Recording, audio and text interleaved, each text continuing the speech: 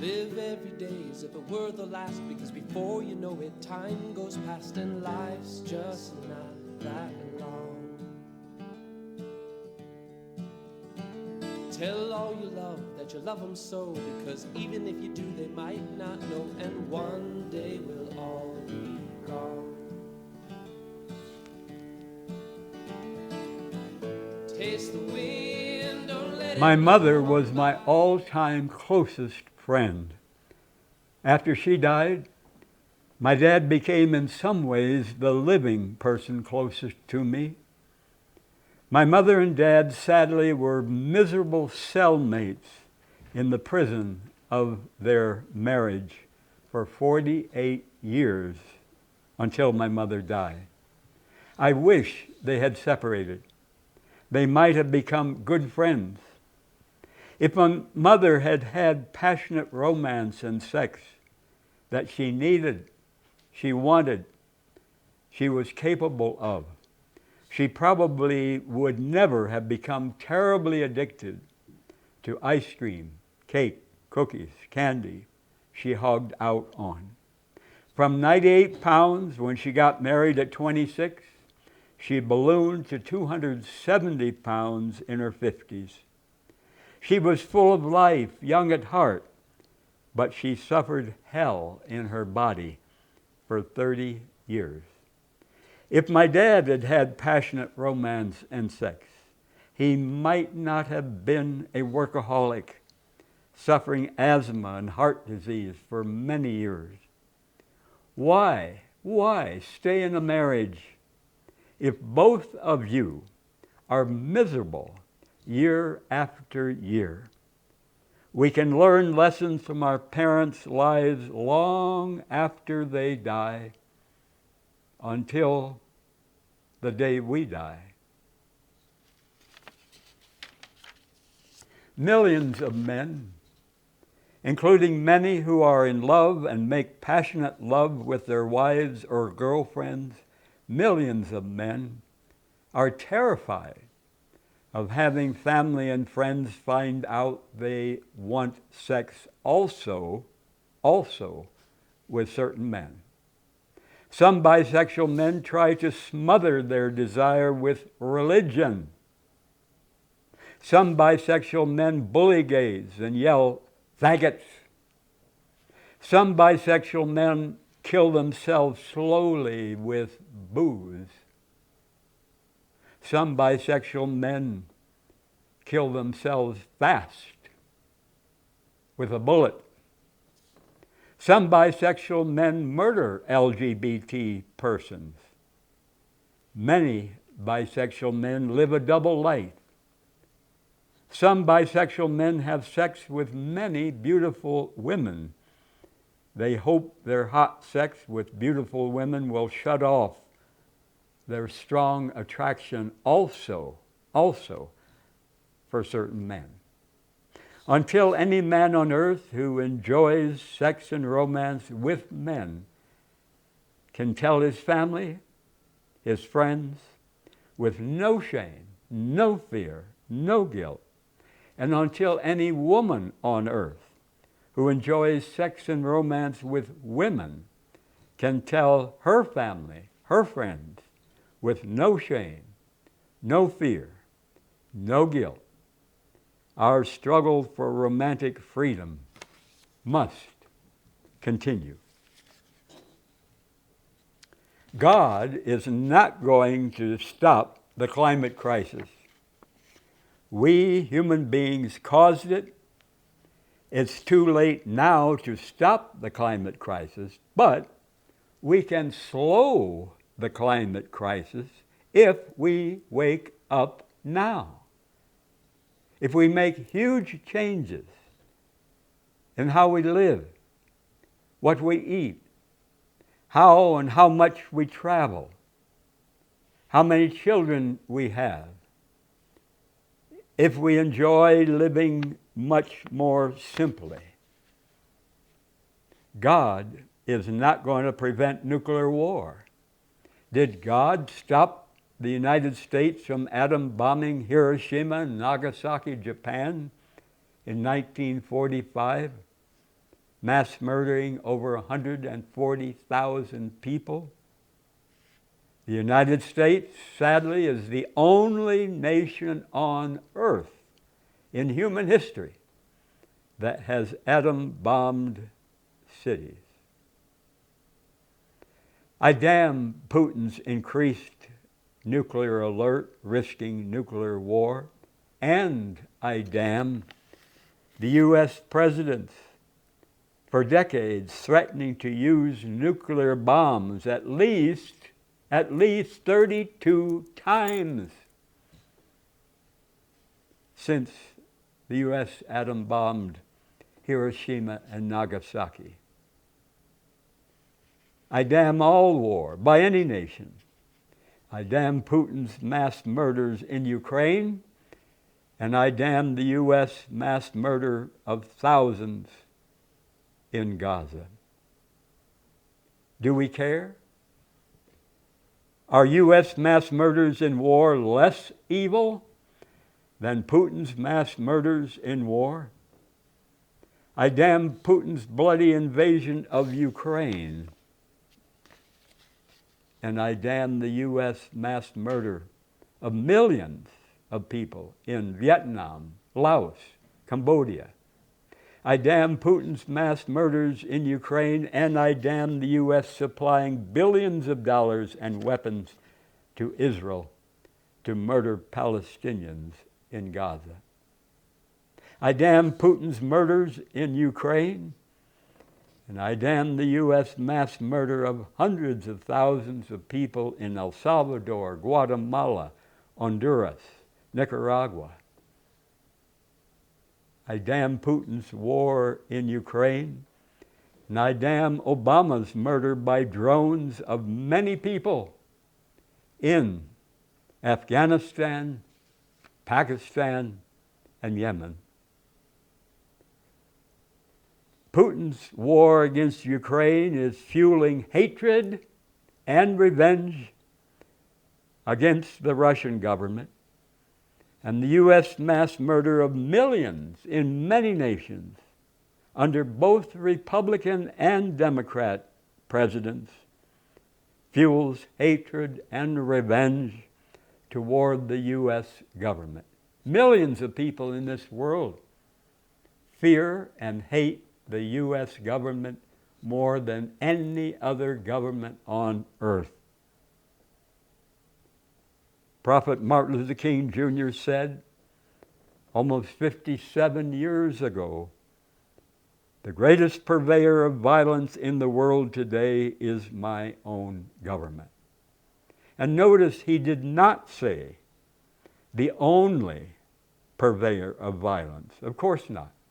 Many nations commit horrendous evil. Martin Luther King Jr. said the greatest purveyor of violence in the world today is my own government. The U.S. is constantly telling other nations to shape up, but sadly the U.S. refuses to stop stealing resources, cheap labor from many small nations, refuses to stop murdering. Absolute hypocrisy, bloody hypocrisy. The U.S. claims to be the best, like a man who says he is the best husband, but he beats his wife even worse and more than other husbands. Billions of praying people praying to God are not going to stop the climate crisis, not going to stop the danger of nuclear war.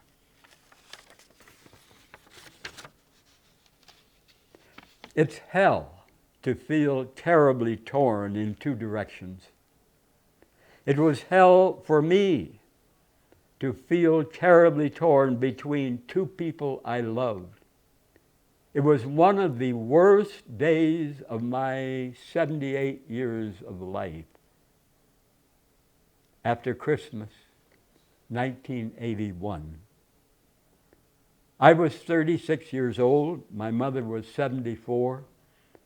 And just the two of us in our Illinois farmhouse where she was born and where I grew up. The phone rang, and it was my beloved Don calling from New Mexico or Colorado. And when my mother heard it was Don, she looked upset. And I felt terribly torn between my mother, who deeply loved, deeply needed me, and 17-year-old, very attractive Don. After that call, I went to my room. I got the money she and my dad had given me for Christmas. I threw the money on the floor and told her, "To hell with you and your money. I am leaving." I walked up the road. I turned around, walked back, and I stood outside our farmhouse. I saw and heard my mother inside crying desperately, like an orphan in the universe. She was a very sick woman for many years. What if she had had a stroke or a heart attack and died that day because of my leaving? Would my family have ever forgiven me? Would I have forgiven myself? I went inside. She was so glad I came back. My mother reached out her dear arms to hug me, but sadly I refused her hugs at that moment. One of many things I would aim to change if I had my life to live over. And now, many years after she died, I would love to hug her 1,000,000 times if I could. Heavy pressures on her, heavy pressures on me that day, weeks before she died, February 22nd, 1982. I was my mother's closest friend. My mother and dad had a miserable marriage, very hard on both of them. She was passionate. She was young at heart, but trapped in her torture chamber, her very sick body. And she had never met Don. She greatly feared she would lose some of her closeness with me if Don or some other man became my lover. And after my brother married many years before that, he was no longer as close to our mother, and she missed that very much.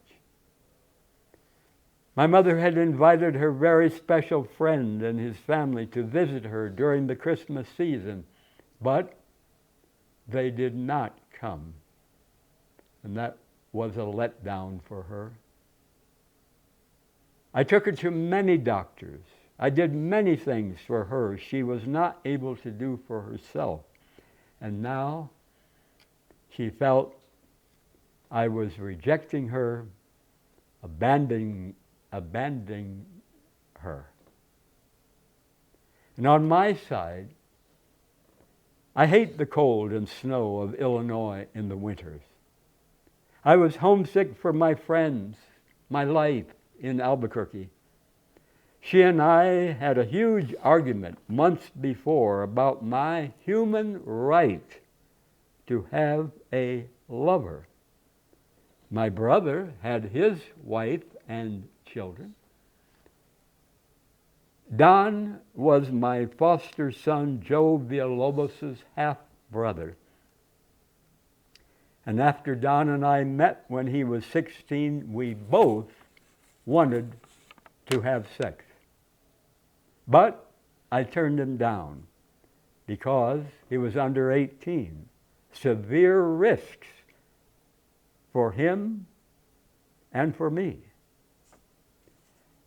Don wrote me his only hostile, angry letter ever after I turned him down because of his age. Now, I do not agree with the law. I do not agree with the law, but I take it seriously. And when he was 19, Don and I had sex. And never before Don's death at 25 in a car crash had I suffered the death of a man I was so in love with. My mother was my all-time closest friend. No one will ever love me as much as she did. Our lives had many very painful, precious lessons. I want to be with her, my dad, Don, and all my many loved ones beyond death, but I strongly doubt that happens. Wanting something strongly does not make it true.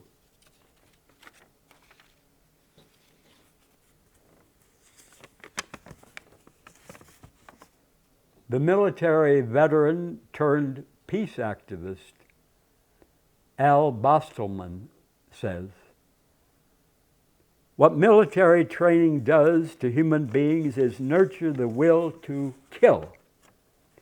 It's done by a process that systematically depersonalizes individual recruits, shaving heads, issuing identical uniforms, waking trainees at 2 a.m.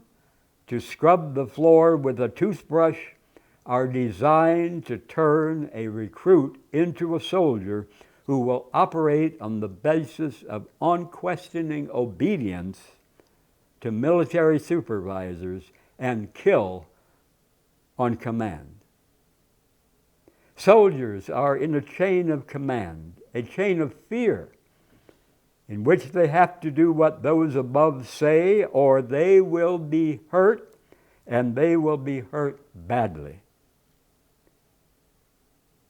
This military veteran who became a strong peace activist says, "I remember the feelings of terror after we recruits were marched into meetings where we were informed of the consequences: jail, dishonorable discharge, inability to find a good job after getting out of the military, if we disobeyed our superiors or revealed secrets.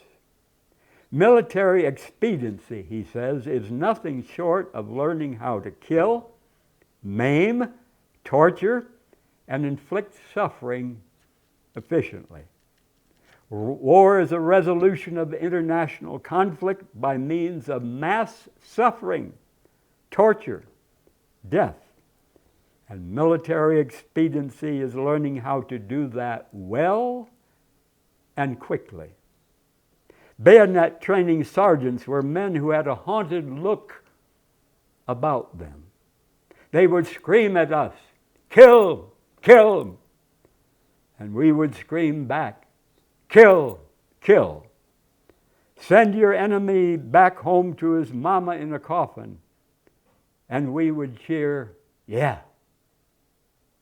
We were encouraged to scream as if we were crazy while attacking human dummies. Make believe the dummy is your worst enemy.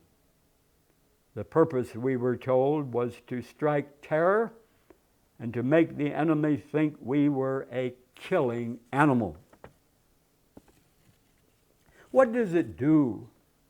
What does it do to your soul when you kill another human? A World War II veteran who was a sharpshooter back in the 1950s told how he had daily nightmares remembering the faces of young German soldiers he saw in the crosshair telescopic scope just before he exploded their faces, their heads. He could not get rid of the images. A Congressional Medal of Honor recipient told his son that if ever he got into battle, to allow himself to be killed rather than to live the hell of the memory of killing another human being. Is any military recruiter going to tell you those truths? Hell no. They make money off conning and seducing you into the worst gang in the United States.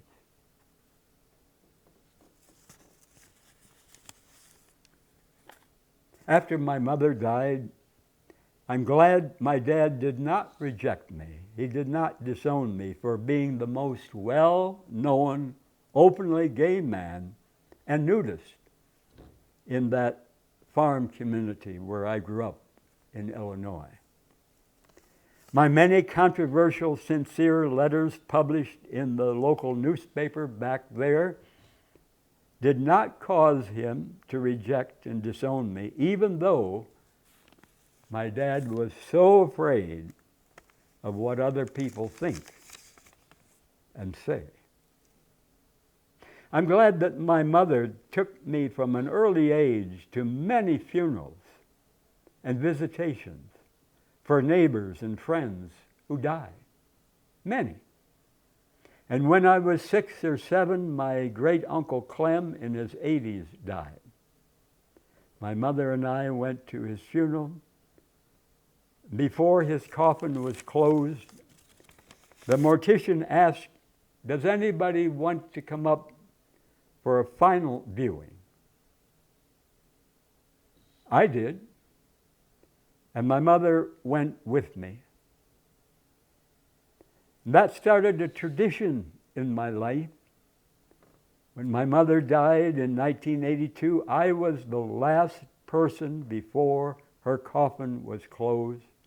I kissed her. And when my beloved Don died at 25 in 1989 from a car crash, I was the last person, and I kissed him before his coffin was closed. When my dad died in 1994, I was the last person, and I kissed him before his coffin was closed. I love the song, "Save the Last Dance for Me." I'm so glad my mother did not shield me from death and funerals. We all die, sooner or later. I have gone to dozens of funerals.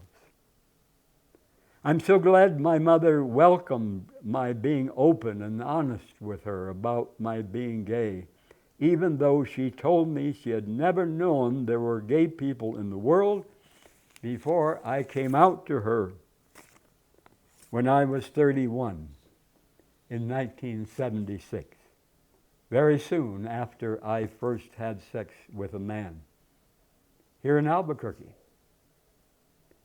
A few years later, she told me she would like to be a mouse in the corner to watch me have sex with a man. And I wish that had happened. But sadly, it never did. I'm glad, so glad, I could be open with my mother about my sex with men. Sadly, millions of people, millions of sons and daughters, gay, bi, straight, cannot imagine their mother being that open, that curious, to watch their sons and daughters having sex. I'm glad my mother treasured truth.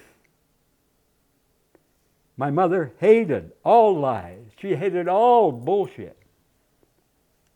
And why do many sons and daughters, even as adults, hide their feelings, their actions from their parents? Many people hide the truth and cover up with lies.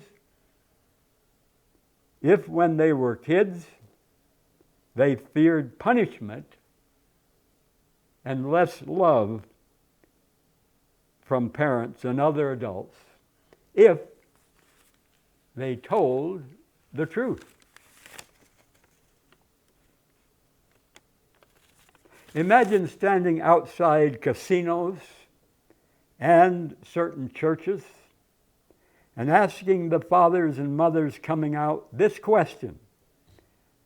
If you had a son and you had to choose between either having your son join the military, go to war, kill men, or having your adult son tell you he enjoys sex, romance with men, which would you prefer? And sadly, many, if not most parents, outside the casinos, outside certain churches, would prefer their son going to war and killing, murdering men, if they knew their son would come home alive and not injured. Murdering men, women, and kids instead of being in love and making love with men. Crazy. Evil.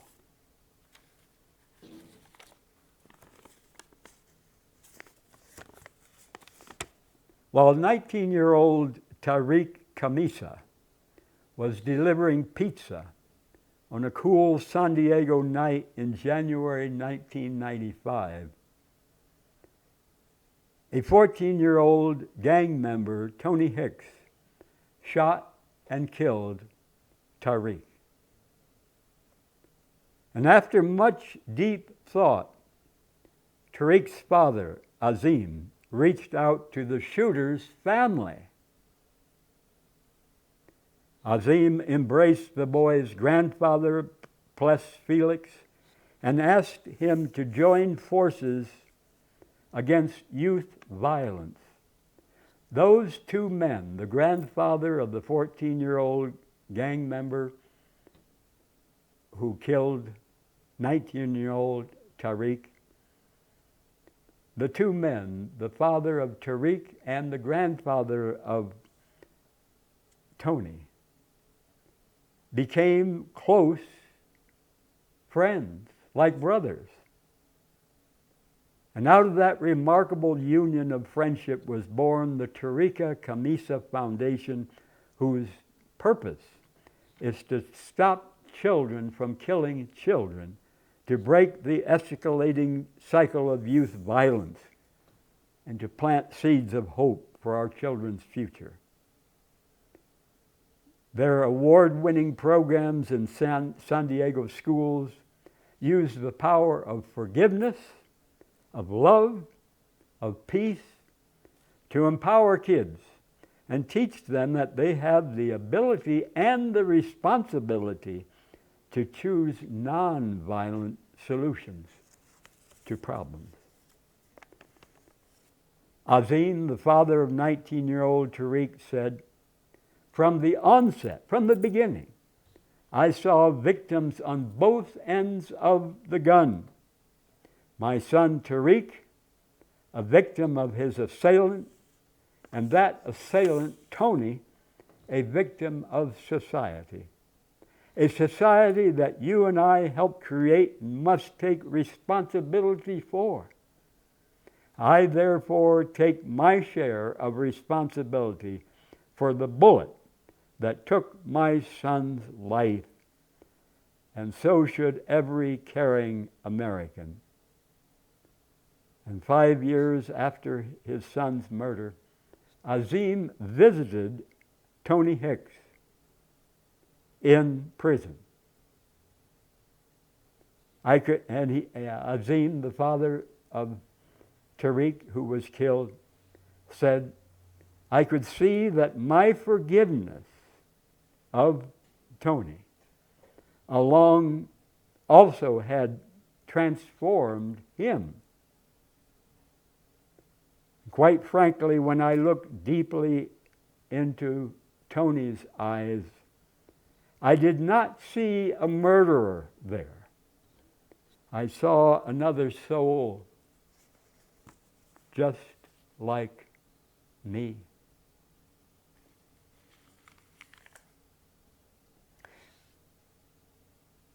My home is one room in the house of a friend. I've lived there over 14 years.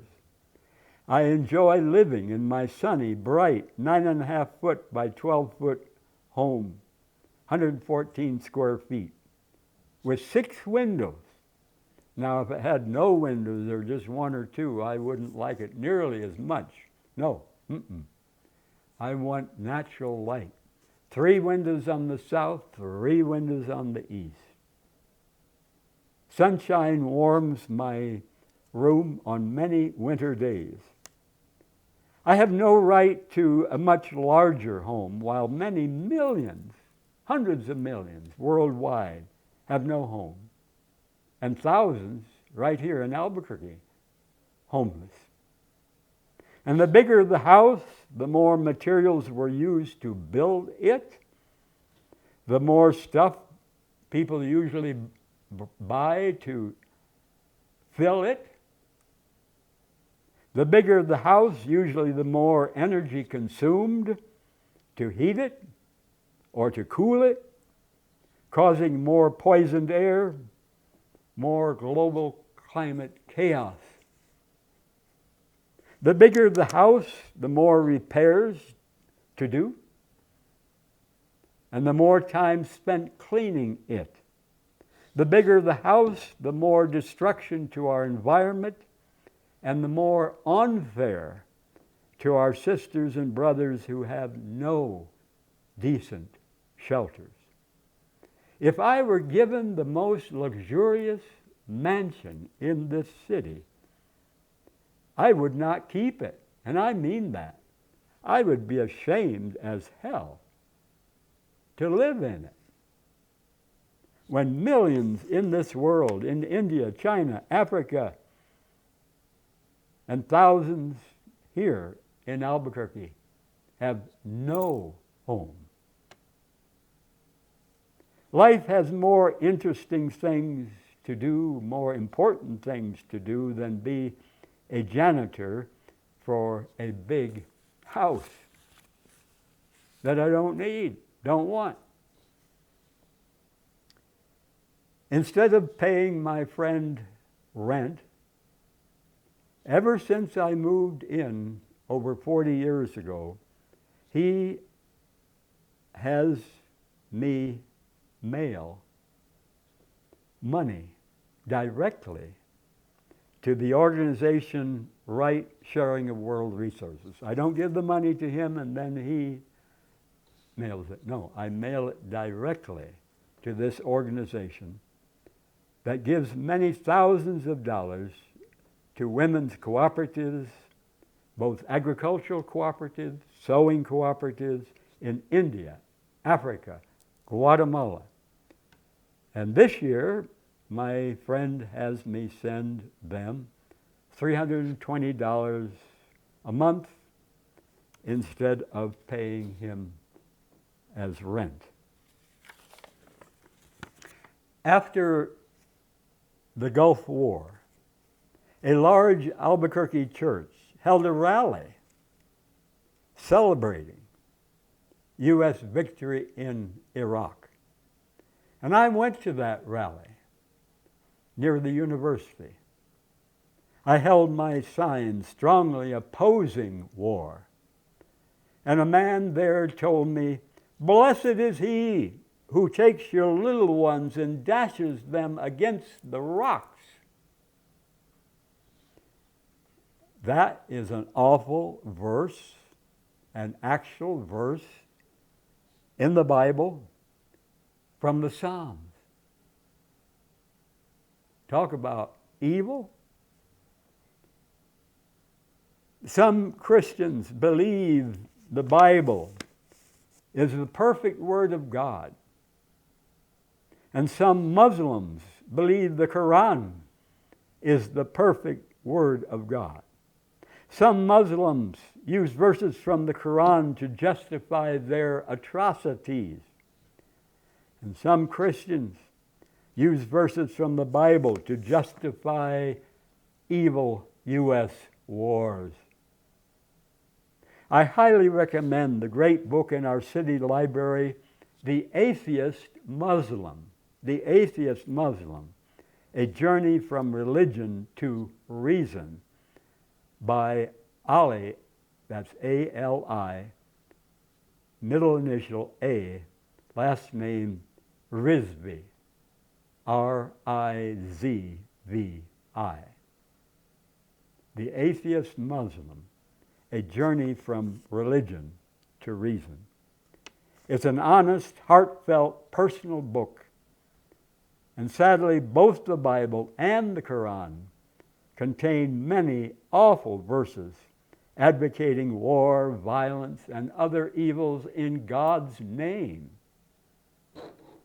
I was a sincere Christian preacher 57 years ago, but I am no longer a believer.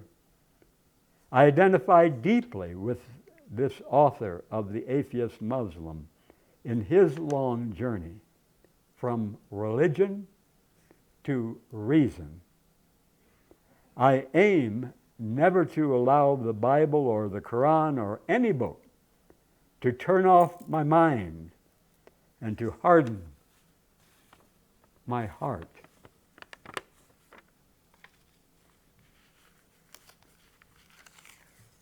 Do most college graduates in the United States live more wisely than minimum wage workers who never went to high school? Do most college graduates travel less, pollute less, cause less climate chaos? Do most college graduates consume less, live more simply and fairly in our world family of 8 billion people? Do most college graduates take strong public stands against U.S. greed, U.S. wars? Do most college graduates take jobs that help more than harm?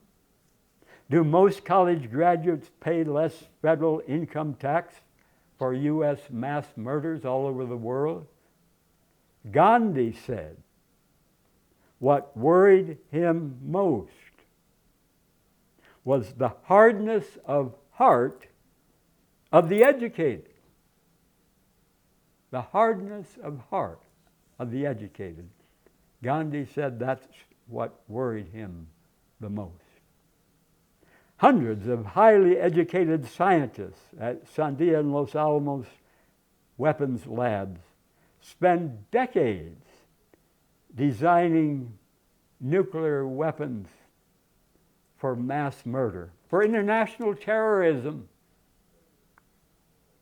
As long as the main motive for many students to get a college degree is to get much more money than anyone needs, to get big power, worldly prestige, higher education is no sure path to a better world of fairness and compassion for all people on earth. Gandhi said, "Be the change you want to see in the world." He said, "My life is my message." I, Don Schrader, was a college dropout.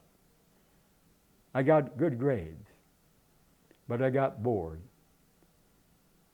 But in the University of Life, I constantly collect wisdom on how to live and how not to live. I collect wisdom in order to live it every day as best I can and to pass it on to anyone interested. Through this program, through the articles I have published, and through conversations. I drink no booze, not one damn drop. Many, many years ago, I drank some, but for many years I've drunk no booze. Booze has devastated the lives of my dear friends, many of my dear friends. Booze causes car crashes, paralyzing and killing thousands of people. Booze causes awful family fights, ruined romances, horrible holiday memories. I do not want to make it easier for me to say or to do things I later terribly regret if I were to drink booze. Men wake up in jail, not remembering stabbing their wife or their buddy while drunk the night before. And many lean, attractive bodies will not stay lean and attractive if they keep on boozing and eating junk food. Booze lowers immunity to disease, including COVID-19. Booze harms the whole body, every cell. Heart, blood vessels, kidneys, liver, stomach, brain, nerves. Booze increases the risk of catching sexually transmitted diseases. Both booze and cigarettes lower the sex hormone testosterone. And men, as they get older, who are boozers, find it harder and harder to get erections. And why would sex-loving persons consume something that lowers our sex hormone? Does that make any sense? If the most attractive, sexy, good-looking man in this city has to drink booze to drown his shame, his guilt, in order to make love with me, my answer is no, thank you. And many smart, hard-working people start out as social drinkers. And they think, oh, this is no big deal. I can handle it. I'll never become like those alcoholics stumbling around on the sidewalk. But many of them, not all, but many of those social drinkers end up sick, lonely alcoholics, dying young. And I urge all musicians, stop singing words in English and in Spanish glamorizing booze. Poison words glamorizing booze, jealousy, cheating, contaminate many beautiful, heart-touching melodies. Community leaders and parents set a public example. Live sober. Drink no booze. And I urge all the politicians and the community leaders and athletes and musicians to pledge publicly to drink no booze the rest of their lives. And imagine if all the money USAns spend on booze went instead to help homeless children worldwide.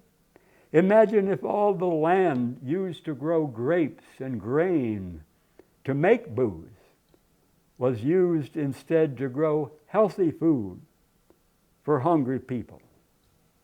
I enjoy deep conversations. I enjoy warmly hugging men and women friends. I enjoy dancing up a storm, and I drink no booze.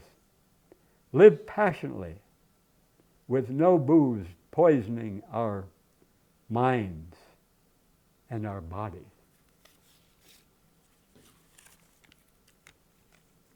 Donovan Archambault was 11 years old in 1950 when he was sent from the Fort Belknap Indian Reservation in Montana to a government-backed Native American boarding school in South Dakota, where abusive staff forced him, this native kid, to abandon his community's language and customs. And he emerged bitter from the experience and said he drank booze for more than 20 years. Before he finally pulled his life together, he earned a master's degree in education and served as chairman of the Fort Belknap tribe. He says, it was probably the most brutal time of my whole life, and it all stemmed from the trauma we suffered in that Indian school in South Dakota.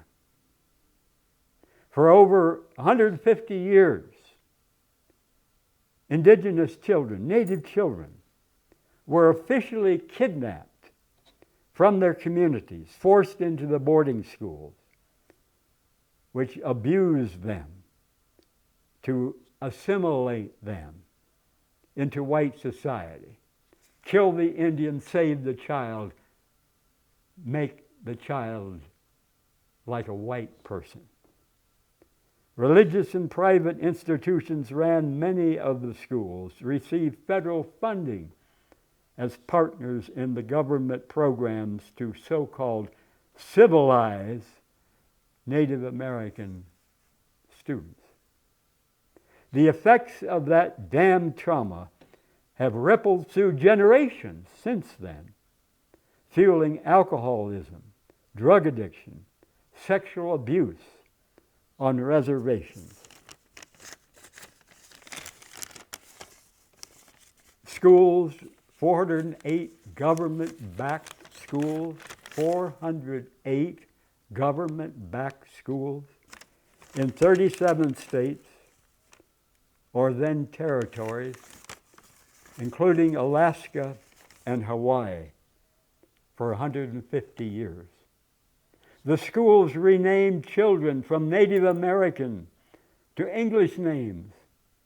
The schools organized them into military drills, compelled them to do manual labors such as farming, brick making, working on the railroad system, according to the federal officials. At least 500 Native children died at those schools, according to the report, a figure that's expected to grow much larger as research continues.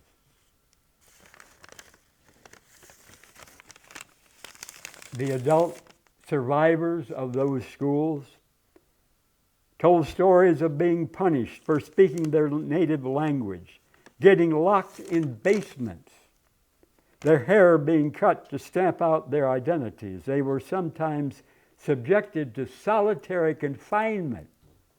Kids that had been officially kidnapped from their tribes, from their families, and then even put in solitary confinement in this strange, damn place. Beatings, withholding food. Many left the schools with only basic vocational skills that gave them few job prospects. Myrna Burgess, a Northern Cheyenne elder, said she and her classmates faced escalating punishments for speaking their own native language. And first time, they'd get hit with a ruler on the back of the hand. And after a second offense, they'd have to turn the hand over to get hit on the palm. Another offense brought a strike to the back or the head for speaking the language of their family and their tribe. That was child abuse right there. But no one ever went to jail, she said. Archibald said many of his classmates did not survive long enough to tell their stories and instead became victims of suicide. Booze and violence that he traces back to the treatment they received in those boarding schools.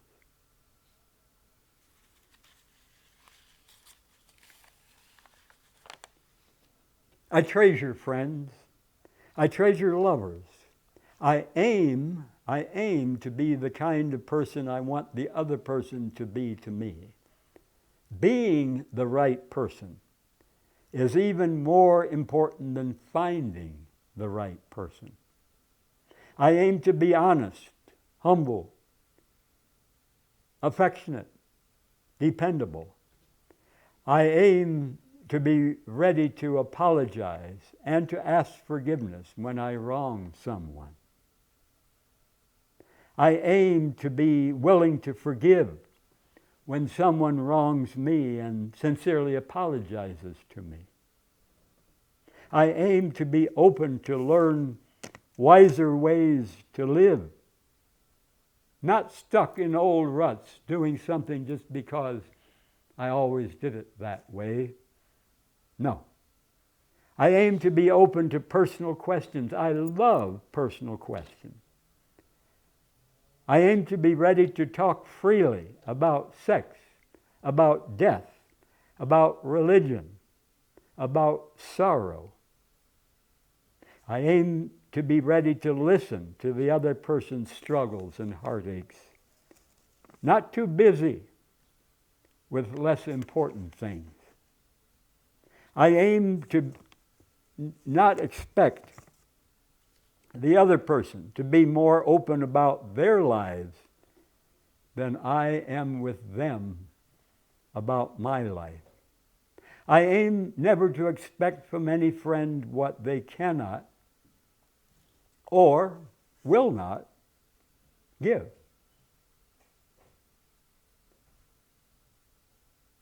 And in male lovers, I aim to be the kind of lover and man I am strongly attracted to as much as possible.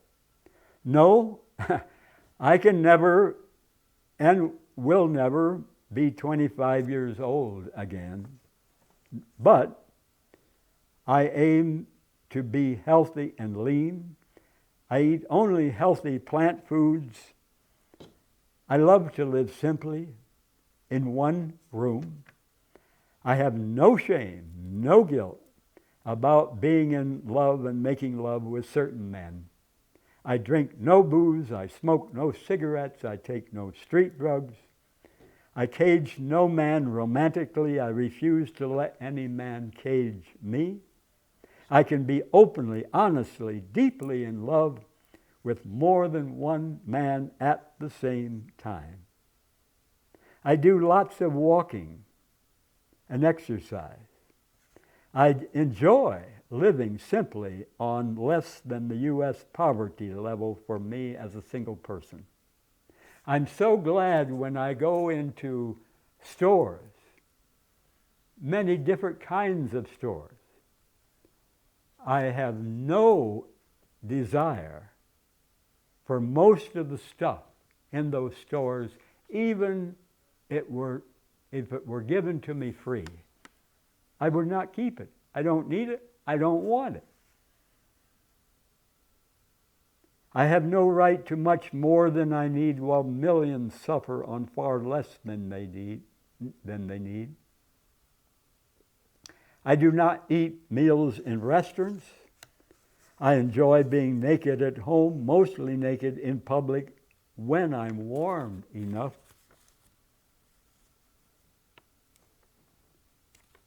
We can change.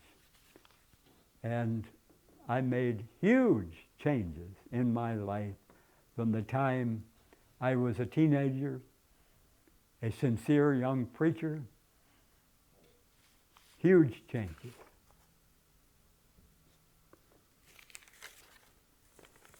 A parent wrote, 8 years ago, I found my son's body in the street.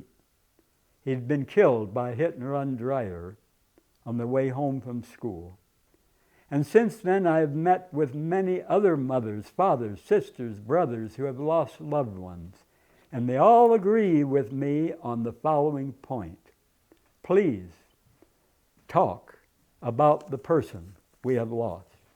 Even if the mention of his name causes us to weep a little, it's a joy to speak of my son and to know that he has not been totally forgotten. I'm hurt when people who knew him never mention his name. It's as if these people are trying to pretend that he never existed. To deny that this beautiful child was an important part of our lives is both impossible and unrealistic. We may not be able to control what happens to us, death, accidents, life's blows, but we do have a choice as to how we deal with our losses. Viktor Frankl, a respected psychiatrist, survived a Nazi concentration camp because of his great love for his wife, who died there. Frankl was determined not to let the Nazis destroy his spirit or his will to live. He kept himself alive by thinking about and speaking about his beloved wife. She was his key to survival. How important it is for those of us who have suffered losses to speak of the departed, to recall the good times, and to know that others remember them as well. Thank you for listening, watching, and a wonderful, big, strong thank you to Mark, to Eddie, to Travis for helping me many dozens of times at the cameras and the other high-tech controls of which I know very little. And if you see me out and about and have the time, please stop and talk. I love personal questions. I love heart-to-heart conversations.